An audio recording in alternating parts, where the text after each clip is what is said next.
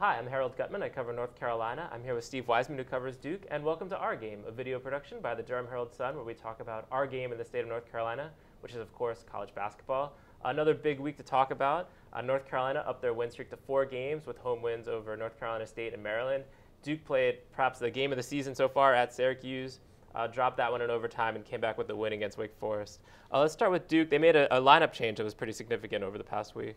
They did. Rasheed Suleiman got a lot more playing time against Syracuse and really had a strong game. The three-pointer with the buzzer, everybody remembers, sent him into overtime. And then he stepped into the starting lineup on Tuesday night against Wake Forest at point guard, which is a significant change because Quinn Cook had kind of had a stranglehold on that position. And his play has been kind of up and down. So part of it's probably a message being sent to Quinn a little bit to straighten things out some. But also, I know the coaching staff and Coach K in particular really likes Suleiman's on-guard ball defense and the fact that he gets the ball at court very quickly.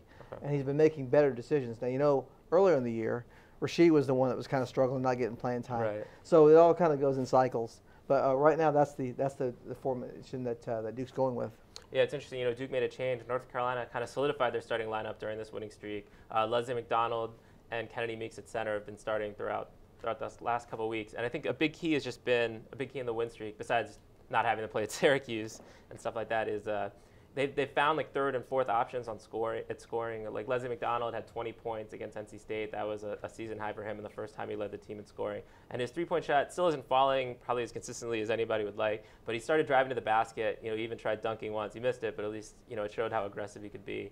And then against Maryland the other night, it was Bryce Johnson who went 8 for 8 from the field, scored 19 points, and provided a big lift there. So it's not, James Michael McAdoo scored in double figures every game so far in the ACC. Marcus Page is always up there, but it's key to get that third or fourth options in scoring to become more balanced offensively.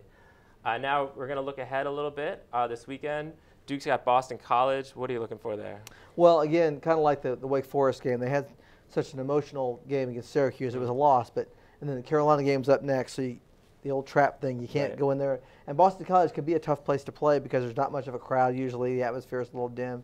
And Boston College isn't a very good team this year. So last year, they almost knocked off Duke up there. It was a tight game at the end, even though Duke was clearly the better team. So they have to go in there with that kind of passion and emotion and really bring it themselves and continue this strong play. Even in the loss to Syracuse, they played very well. They've had 6-7 games of really good play here. Yeah, North Carolina is sort of in a similar situation. They're going up to Notre Dame, which Notre Dame, like Boston College, has struggled a lot this season, although they certainly beat Duke. So, you could say that it's a tough place to play. Now, I think they've lost 4 or 5, and the win was an overtime against Boston College at home, which should almost count as a loss. But I guess it still counts as a win. But, I mean, the key with them is, people think, well, they've won 4 in a row. They're 5-4 in the ACC. They've kind of gotten over the hump. But the fact is, if you look down the line after Notre Dame, they got Duke, they got a home game against Pitt, they got at Florida State, always a tough place to play. Blew them out a couple years ago down there. So you don't want to lose this Notre Dame game, and now you're looking at the possibility of another 4-game slide, and all of a sudden you're back to 5-8 after you work so hard to get up to 5-4. So this Notre Dame is a really critical game if you look at the schedule down the line. So thank you all for joining us this week. We'll be back to talk about right before the Duke game to talk about that, and thanks again for watching.